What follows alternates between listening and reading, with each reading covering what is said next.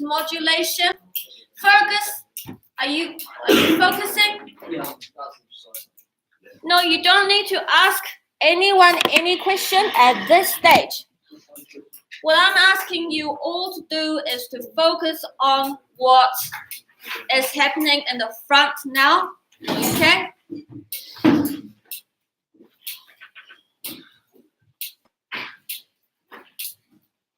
One more time. Let me make this very clear. My job is to help you pass the exams. All right? And what I'm doing is putting all the equipment, all the foundation materials in front of you and providing you with the strategies to pass the exam. All right? So how you take it, how much you want to take it, whether you want what I'm providing you right now, is up to you. All right?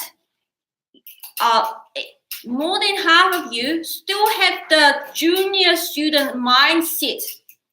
Like you're doing this for me. You're not. I'm doing this for you. Okay? So I'll leave it there. Okay, the topic we're covering today is modulation. And in short, well, the translation to modulation is key change. And in the exam, you have two types of modulations. They appear in two forms. The first type is you get a lot of accidentals. And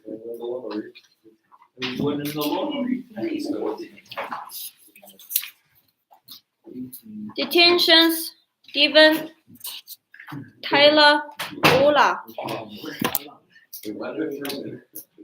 The first form of modulation is that in your score, you'll get,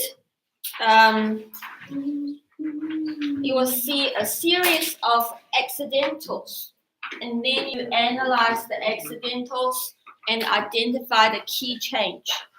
And another form of modulation is in the form of actual key signature change.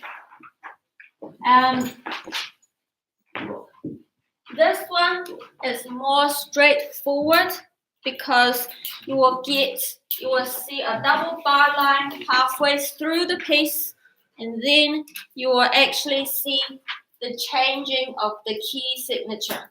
This one is less direct, so it tests your ability to scan the music and quickly identify the accidentals, associate those accidentals with the possible keys. The exam papers sitting in front of you today. Oh, how come I haven't got any? Yeah, we ran out. There should be. Thank you. There's two of them.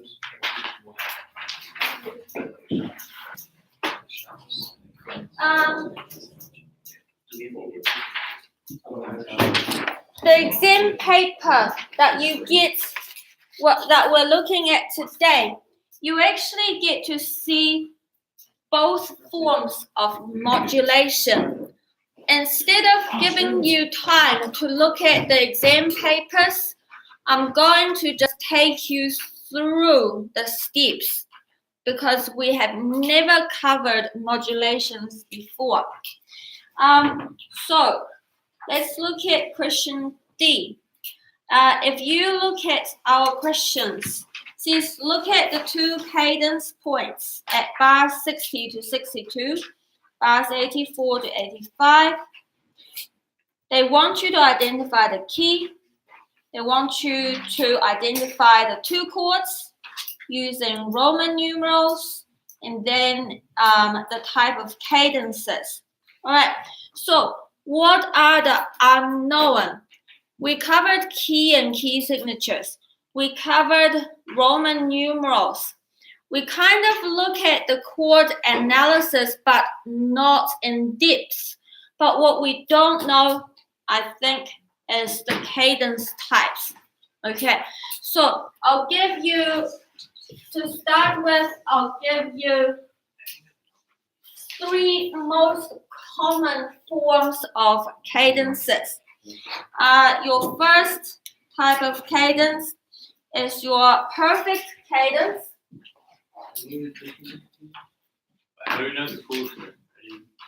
So the definition for cadences is it's a chord progression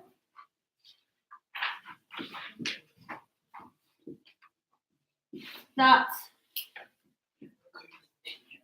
indicates the end of a phrase or an end of a musical section. Used at the end of a musical phrase or section.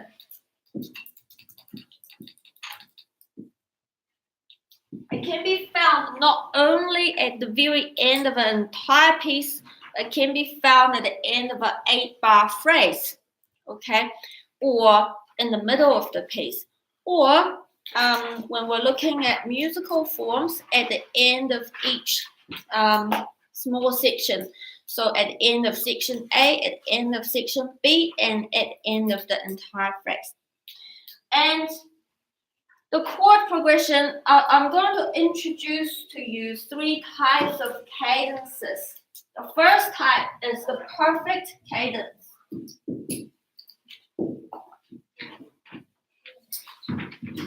And the chord progression for the perfect cadence is dominant or dominant 7th to tonic.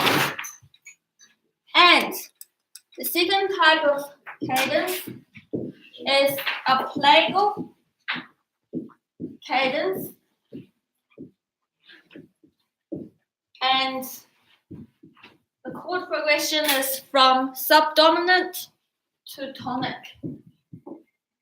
And your third type of cadence, there are 4 types of cadences, but I'm only introducing 3 types today. So the third type of cadence is the imperfect cadence. And that is the reverse of perfect cadence, tonic to dominant or dominant 7th.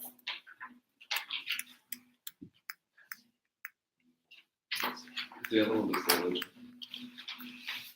The other one is interrupted. So when you mean by the tonic to the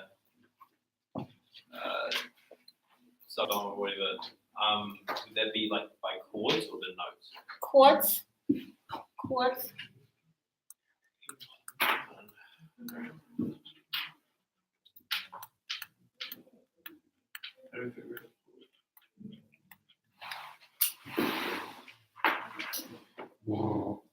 We looked at chord analysis in our previous lessons.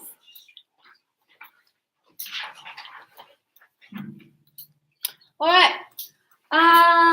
What we are going to do now is